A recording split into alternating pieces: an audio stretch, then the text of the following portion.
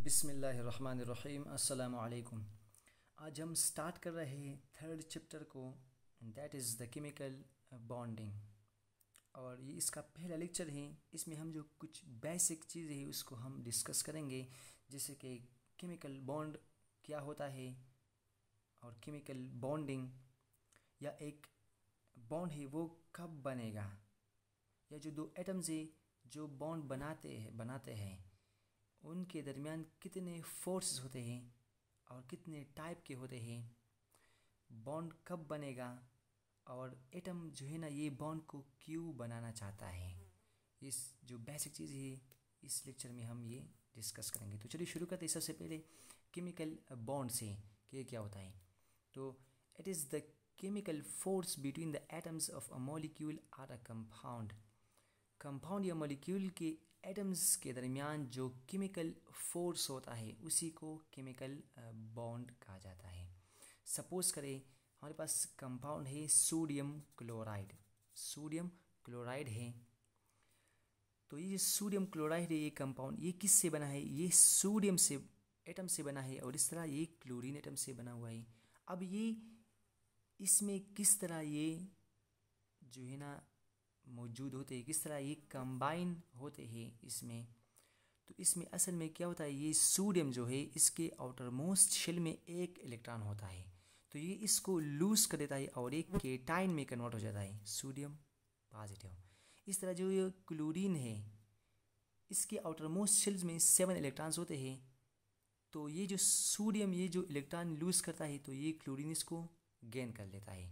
तो इसी तरह ये A9 में कन्वर्ट हो जाता है। अब यहाँ पे इस पर पॉजिटिव इस पर नेगेटिव, ये सोडियम है और यहाँ पे ये क्लोराइड है, ठीक है ना। तो इन दोनों के दरमियान जो है ना ये केमिकल जो इलेक्ट्रोस्टैटिक फोर्स ऑफ अट्रैक्शन ये डेवलप हो जाती है और इसी फोर्स को हम नाम देते हैं केमिकल बॉन्ड का। समझ गए ना। तो जो कंपाउंड्स या मॉलिक्यूल के दरमियान जो केमिकल फोर्स होता है एटम्स के दरमियान उसी को केमिकल बॉन्ड कहते हैं। इस तरह अगर मैं वाटर ले लूँ H2O, तो यहाँ पे जो है ना इसमें ये बॉन्ड और ये बॉन्ड ये जो है ना ये और ये भी बॉन्ड है ना, तो यहाँ पे और ये जो है ना ये इलेक्ट्रॉन्स की शेयरिंग की वजह से ये बना हुआ है और यहाँ पे इलेक्ट्रॉन की ट्रांसफरिंग की वजह से, तो ये भी एक केमिकल बॉन्ड है और ये भी केमिकल बॉन्ड है। ये हम डिस्कस करेंगे कि आयनिक बॉन्ड किसे कहते हैं, कोवेलेंट बॉन्ड किसे कहते हैं, कोऑर्डिनेट कोवेलेंट बॉन्ड, ये जितनी किस्म के टाइप्स होते हैं जितनी टाइप्स है केमिकल बॉन्ड की वो हम one by one with detail study करेंगे। तो केमिकल बॉन्ड सिंपली मॉलिक्यूल्स या कंपाउंड्स के दरमियान जो एटम्स है इसमें जो केमिकल फोर्स होता है एटम्स में उसी को केमिकल बॉन्ड कहते हैं। केमिकल बॉन्डिंग इसे कहते हैं। So the process of formation of chemical bond is called chemical bonding. ये जो फॉर्मेशन है केमिकल बॉन्ड का उसी प्रोसेस को केमिकल बॉन्डिंग कहते हैं। यानी एटम्स का जो कॉम्बिनेशन है इसको केमिकल बॉन्डिंग कहते हैं। देखिए केमिकल फोर्स को जो एटम्स के दरमियान केमिकल फोर्स है उसी को केमिकल बॉन्ड कहते हैं और इसका जो फॉर्मेशन है केमिकल बॉन्ड का या जो एटम्स के का जो कॉम्बिनेशन है इसी को केमिकल बॉन्डिंग कहा जाता है। अब when a chemical bond is form, chemical bond कब बनेगा, या the forces involve when two atoms make bond, या जब दो एटम्स बॉन्ड को बनाता है तो कितने फोर्सेस जो है ना वहाँ पे मौजूद होते दो एटम्स में।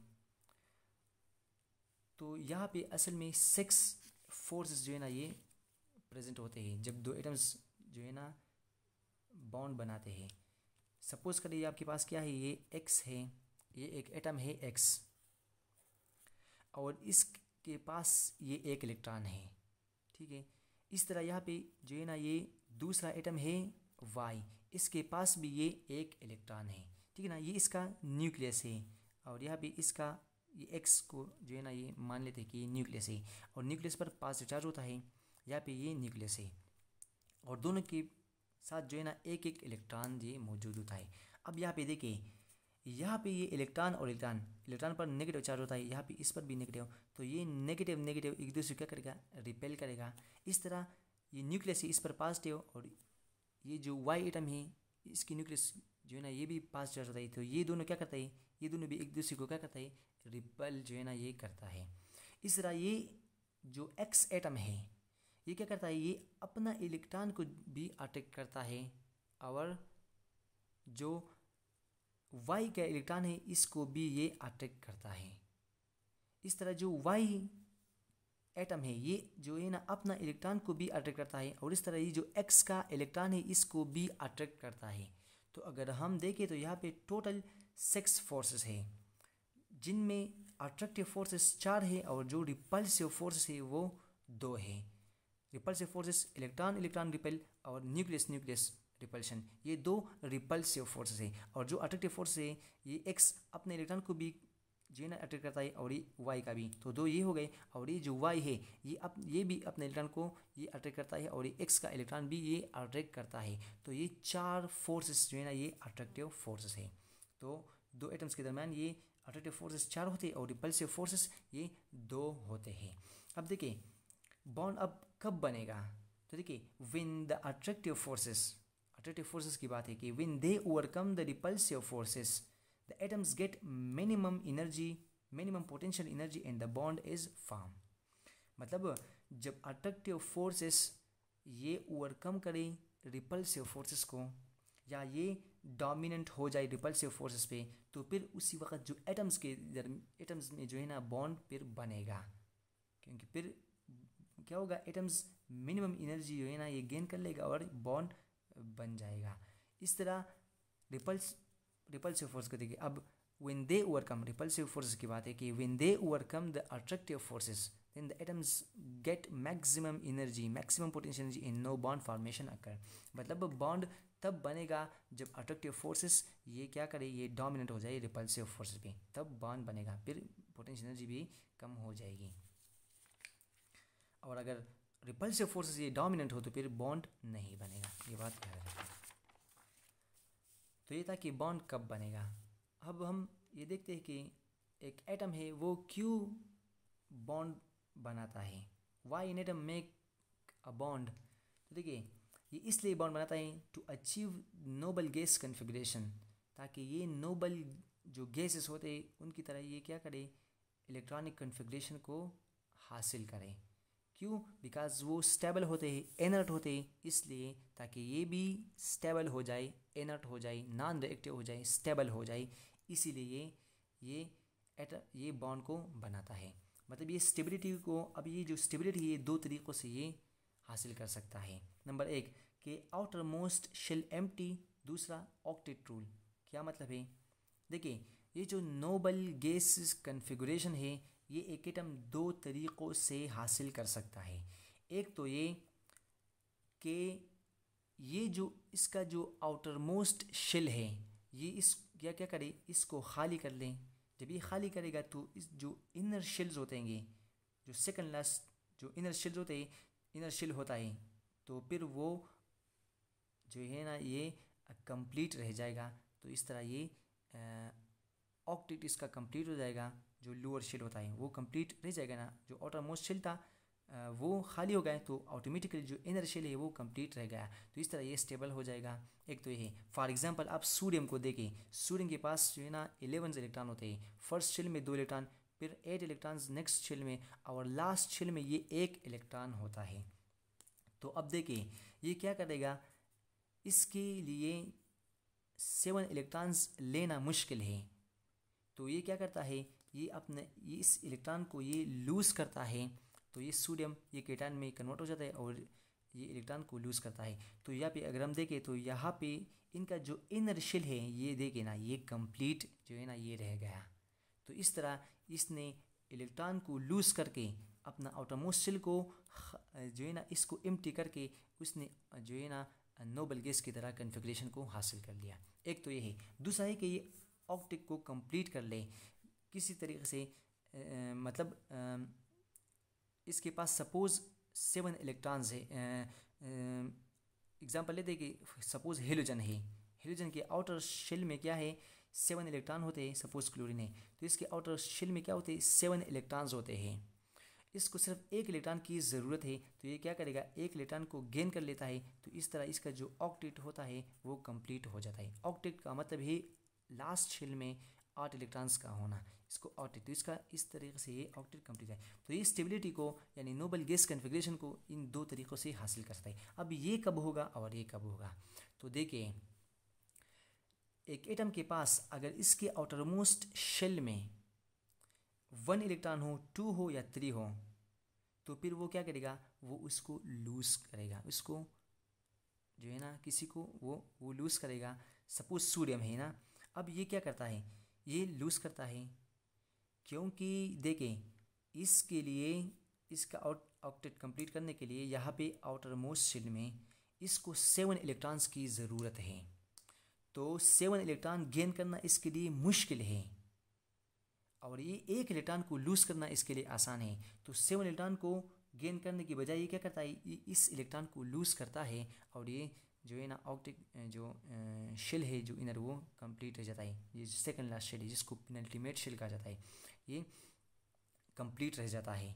तो इसी तरीके से इस तरह अगर सेकंड ग्रुप हो तो फिर उसके साथ भी क्या होते हैं, 2 इलेक्ट्रॉन्स होते हैं, तो 6 इलेक्ट्रॉन उनके लिए गेन करना ये मुश्किल है। तो इसकी वजह से ये क्या करता है, जो 2 इलेक्ट्रॉन्स होते हैं ग्रुप 2 की अगर हम बात करें तो क्या करता है, +2 में चला जाता है, ये 2 इलेक्ट्रॉन्स को लूज़ कर देता है और जो इसका इनर शेल है ये कंप्लीट रह जाता है। इस तरह अगर हम ग्रुप 3 की बात करें तो इसके पास क्या होता है, 3 इलेक्ट्रॉन्स होते हैं, तो वो क्या करता है, उनको लूज़ करते हैं, मतलब क्योंकि इसके लिए 5 इलेक्ट्रॉन्स गेन करना मुश्किल है, तो इसकी और बनिस्बती 3 इलेक्ट्रॉन लूज़ करने के, तो ये 3 इलेक्ट्रॉन को लूज़ करते हैं और ये इसका जो इनर शेल है ये कंप्लीट जो है ना ये रह जाता है। तो मतलब अगर 1 से लेकर 3 तक हो तो फिर ये क्या करेगा, लूज़ करेगा, ठीक है ना, और इसका जो इनर शेल है ये कंप्लीट रह जाएगा फिर। मतलब तो इससे हम ऑक्सीडेशन स्टेट जो हम कहते हैं ना कि ग्रुप 1 वाले जो एलिमेंट्स हैं वो +1, ग्रुप 2 वाले +2 और ग्रुप 3 वाले जो है वो +3 ऑक्सीजन को स्टेट कर शो करते हैं। तो यहाँ पे आपने देख लिया ना कि इस तरह ये शो करता है। इस तरह अगर 5 से लेकर 8 तक हो, आउटर मोस्ट शेल में 5 से लेकर 8 तक इलेक्ट्रॉन्स हो, लाइक ग्रुप 5 तो 5, ग्रुप 6 तो 6 इलेक्ट्रॉन्स होते हैं, ग्रुप 7 हेलोजन में 7 इलेक्ट्रॉन्स होते हैं आउटर शेल में, और जो ग्रुप 8 होते हैं ना उसका तो कंप्लीट होता है, वो तो छोड़िए। तो 5 इलेक्ट्रॉन्स, अब इन 5 को अगर मैं ग्रुप 5 की बात करूँ, ये ग्रुप 5 है, तो इनके आउटर मोस्ट शेल में क्या होते हैं, 5 इलेक्ट्रॉन्स होते हैं। सपोज मैं नाइट्रोजन लेता हूँ, ठीक है ना, तो अब इसका ऑक्टेट कंप्लीट करने के लिए इसको 3 इलेक्ट्रॉन्स की ज़रूरत है ताकि ये गेन कर ले। तो अब ये 5 इलेक्ट्रॉन लूज़ करना ये जो है ना इतना इजी नहीं है जितना इसके लिए इजी है कि ये 3 इलेक्ट्रॉन को गेन कर ले ताकि ये जो है ना इसका ऑक्टेट कंप्लीट हो जाए। तो इसलिए ये क्या करेगा, 3 इलेक्ट्रॉन्स को ये लेगा। तो इसलिए इसका जो हम ऑक्सीजन स्टेट लेते हैं तो फिर हम नॉर्मली इसका -3 लेते हैं। इस तरह ऑक्सीजन का अगर हम देखें तो फिर वो 2 इलेक्ट्रॉन को गेन करता है, हाइड्रोजन भी 1 इलेक्ट्रॉन को गेन करता है। तो इन तमाम बातों का मतलब ये है कि अगर 1 से लेकर 3 तक इलेक्ट्रॉन हो तो फिर ये लूज़ करेगा और इसका आउटर मोस्ट शेल जो है ना जो सेकंड शेल है फिर वो कंप्लीट रह जाएगा। अगर 5 से लेकर 7 तक इलेक्ट्रॉन्स हो तो फिर ये क्या करेगा, इसके लिए आसान है कि ये ऑक्टेट को कंप्लीट करे, इलेक्ट्रॉन को गेन कर ले, ठीक है ना, ये बात याद रखें। ये एक रीज़न है। अच्छा, और जो बेस्ट रीज़न है कि एटम क्यों बॉन्ड बनाता है तो वो है कि टू लोअर इट्स एनर्जी, ताकि ये अपनी एनर्जी को ये कम कर ले, इसलिए क्या करता है, बॉन्ड को बनाता है। जब एनर्जी कम हो जाती है तो ये क्या होता है, ये स्टेबल हो जाता है, इसलिए एक एटम जो है ना ये बॉन्ड बनाता है। मतलब हमने यहाँ पे मतलब ये है कि जब एनर्जी कम हो तो फिर वो स्टेबल होगा वो चीज़। किस तरह, तो देखें सपोज ये टायर्स है या रिंग्स है ये 2, और यहाँ पे ये जो है ना बॉल है, ठीक है ना, यहाँ पे ये बॉल जो है ना इस पर जो है ना मैंने ऊपर रख दिया है और यहाँ पे ये नीचे है। तो अब आप बताएं कि यहाँ पे कौन सा बॉल जो है ना वो स्टेबल होगा, ये वाला या ये वाला? ये वाला जो नीचे है ये स्टेबल होगा, क्योंकि ये वाला इसकी चांसेस है कि ये गिर जाए तो ये अनस्टेबल है। और ये वाला ये स्टेबल है। ये अनस्टेबल क्यों है? बिकॉज इसके साथ क्या है, हाइट ज़्यादा है, तो ये इसका जो पोटेंशियल एनर्जी है ये हाई है और इसकी जो पोटेंशियल एनर्जी कम है। तो पोटेंशियल एनर्जी कम मतलब स्टेबल, एनर्जी ज़्यादा, पोटेंशियल एनर्जी ज़्यादा तो ये अनस्टेबल। तो एटम इसलिए बॉन्ड बनाता है ताकि ये अपनी एनर्जी को कम कर ले, और जब एनर्जी कम हो जाता है तो फिर जो है ना वो स्टेबल हो जाता है, इसलिए ये बॉन्ड बनाता है। अब हम इसको चलो इस ये जो एनर्जी है ना, और अब यहाँ पे हम एक ग्राफ को चलो एक्सप्लेन करते हैं कि यहाँ पे देखिए सपोज यहाँ पे दो एटम्स है ए और बी, ठीक है। मैंने बताया कि इनके दरमियान अट्रैक्टिव फोर्स भी होता है और रिपल्सिव फोर्सेस होता है। अब सपोज ये दोनों एक दूसरे के करीब आ रहे हैं, तो इसका मतलब ये है कि इस जो अट्रैक्टिव फोर्सेस हैं वो ज़्यादा है बनिस्पति रिपल्सिव के। तो एक दूसरे की ये क्या कर रहे हैं, ये करीब आ रहे हैं, करीब आ रहे हैं। अब ये एक इतना जब करीब आ जाते हैं तो फिर ये और करीब नहीं आ सकते, ठीक है ना। अब यहाँ पे इन दो न्यूक्लियाई के दरमियान जो जो एवरेज डिस्टेंस होता है उसी को हम बॉन्ड लेंथ कहते हैं। तो यहाँ पे ये जो डिस्टेंस है इसको हम यहाँ पे कंसिडर करते हैं कि ये क्या है, ये बॉन्ड लेंथ है। देखिए मैं इस चीज़ को एक्सप्लेन कर रहा हूँ इस ग्राफ से कि जब पोटेंशियल एनर्जी कम हो जाती है तो फिर बॉन्ड बनता है, यही चीज़ को मैं एक्सप्लेन कर रहा हूँ, ठीक है ना। तो यहाँ पे ये ग्राफ है, ये आपके पास पोटेंशियल एनर्जी है ऑफ द सिस्टम, और यहाँ पे आर जो है ना दिस इज़ द डिस्टेंस, ये क्या है, ये डिस्टेंस है बिटवीन द टू एटम्स, ये दो एटम्स के दरमियान ये डिस्टेंस है, ये आर, ठीक है ना। तो अब देखिए यहाँ पे जब आर बहुत ज़्यादा हो, जब आर क्या हो, ये ज़्यादा हो, मतलब हम इन्फिनिटी कह सकते हैं कि जब आर क्या हो, इन्फिनिटी मतलब एटम्स की इन्फिनिटी, ठीक है ना। एटम्स की इन्फिनिटी कितनी होती है, 80 सेंटीमीटर या 100 सेंटीमीटर, एटम के लिए बहुत ज़्यादा है। तो इसका जो जो जो एनर्जी होती है यहाँ पे ये ज़ीरो होती है, देखिए ना यहाँ पे ये ज़ीरो है। लेकिन अब जब हम डिस्टेंस को कम करते हैं, ठीक है ना, डिस्टेंस को मैं कम करता हूँ तो यहाँ पे देखिए पोटेंशियल एनर्जी ये कम होती जाती है, कम होती जाती है। अब यहाँ पे इस पॉइंट पर जो पोटेंशियल एनर्जी है वो नेगेटिव में है, ये मतलब ये सबसे कम है। तो जब एनर्जी अब देखें तो ये एक दूसरे के करीब आ रही है, ठीक है ना, ये डिस्टेंस कम होता है। अब ये तो यहाँ पे इस पॉइंट पर जो है ना पोटेंशियल एनर्जी सबसे कम हो गई, तो यहाँ पे इस पॉइंट पर ये दो एटम्स के दरमियान ये बॉन्ड बन जाता है। अब अगर मैं इसको और करीब लाऊं तो फिर इसका पोटेंशियल एनर्जी जो है ना ये बढ़ती जाती है। ये क्यों, ये इसलिए कि यहाँ पे ये जो रिपल्सिव फोर्सेस है ये जो है ना वो एक्टिवेट हो जाते हैं, ज़्यादा हो जाते हैं, इसलिए यहाँ पे ये पोटेंशियल एनर्जी ज़्यादा होती है और अनस्टेबिलिटी आती है। तो इन सब चीज़ों का ये मतलब में ये है कि बॉन्ड तब बनता है, यहाँ पे इस पॉइंट पर बॉन्ड बन गया जब पोटेंशियल एनर्जी क्या हो, ये सबसे कम हो। जब पोटेंशियल एनर्जी का हो, कम हो, तो फिर बॉन्ड बनता है। तो यहाँ पे ये अपनी एनर्जी को कम करने के लिए ये बॉन्ड बनाता है। और ये जो आर नॉट है यहाँ पे इस पॉइंट पर, इसको बॉन्ड लेंथ कह सकते हैं क्योंकि यहाँ पे ये बॉन्ड बन गया। तो यहाँ पे ये जो डिस्टेंस है, average distance between the nuclei of the two atoms, this is called the bond length. तो इस कहानी का मतलब ये है, का मकसद ये कि एटम इसलिए बॉन्ड बनाता है ताकि अपनी एनर्जी को कम कर लें, अपनी पोटेंशियल एनर्जी को कम कर लें।